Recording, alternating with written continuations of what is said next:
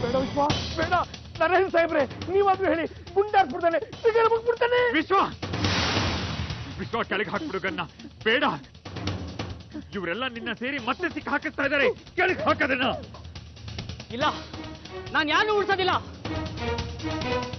ನೀವೆಲ್ಲ ಸೇರಿ ನನ್ನ ಜೀವನನೇ ಹಾಳು ಮಾಡ್ಬಿಟ್ರಿ. ಬೇಡ ಬೇಡ.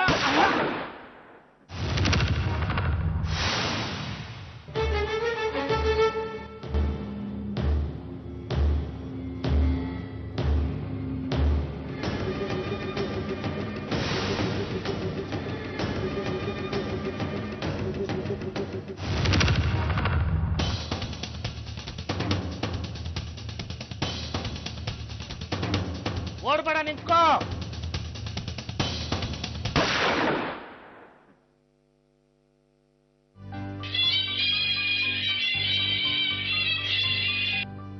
ಹಲೋ,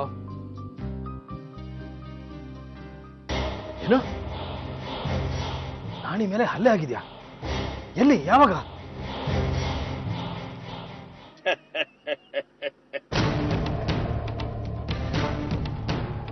ನನ್ನನ್ನು ಯಾವ ಸ್ಮಶಾನಕ್ಕೆ ಕರ್ಕೊಂಡು ಹೋಗ್ತಾ ಇದ್ದೀರೋ? ನನಗೇನಾಗಿದೆ? ಸ್ವಲ್ಪ ತಲೆ ತಿರುಗಿದಾಗ ಆಯ್ತು ಅಷ್ಟೇ. ಮತ್ತೆ ಬುಲೆಟ್ ಸಹ? ಒಳಗೆ ಬುಲೆಟ್ ಪ್ರೂಫ್ ಜಾಕೆಟ್ ಹಾಕಿದ್ದೀನಿ.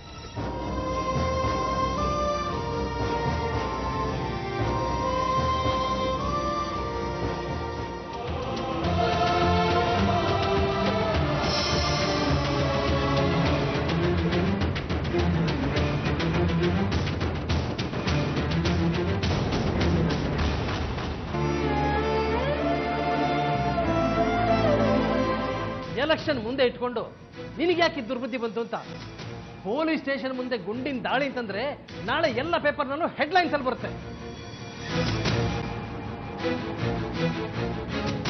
ನಾನು ಹಾಗೆ ಮಾಡದೇ ಇದ್ದಿದ್ರೆ ನರಹರಿ ಸಾಹೇಬರು ವಿಶ್ವನ ಕರ್ಕೊಂಡು ಹೋಗ್ಬಿಡ್ತಾ ಇದ್ರು. ಏನಾಗ್ಬಿಡ್ತಿತ್ತು? ಕರ್ಕೊಂಡು ಹೋಗಿದ್ರೆ ಏನಾಗ್ಬಿಡ್ತಿತ್ತು ಅಂತ. ವಿಶ್ವ ಸಾವಿತ್ರಿ ಅತ್ತಿಗೆ ಹತ್ರ ಎಲ್ಲ ವಿಷಯನೂ ಹೇಳ್ಬಿಡ್ತಾ ಇದ್ದ.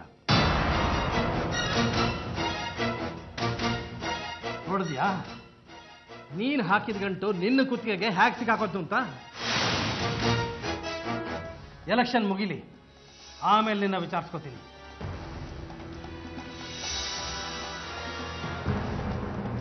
ಇಂದು ಪೀಣ್ಯ ಪೊಲೀಸ್ ಸ್ಟೇಷನ್ ಹೊರಗೆ ನರಸಿಂಹರಾವ್ ಅವರ ಆಪ್ತ ಕಾರ್ಯದರ್ಶಿ ನಾರಾಯಣ್ ಅಲಿಯಾಸ್ ನಾಣಿ ಎಂಬುವರ ಮೇಲೆ ಗುಂಡಿನ ದಾಳಿ ನಡೆದಿದೆ. ಅವರ ಮೇಲೆ ಗುಂಡು ಹಾರಿಸಿದ ವ್ಯಕ್ತಿ ಸೀತಾಪುರದ ವಿಶ್ವ ಎನ್ನಲಾಗಿದೆ.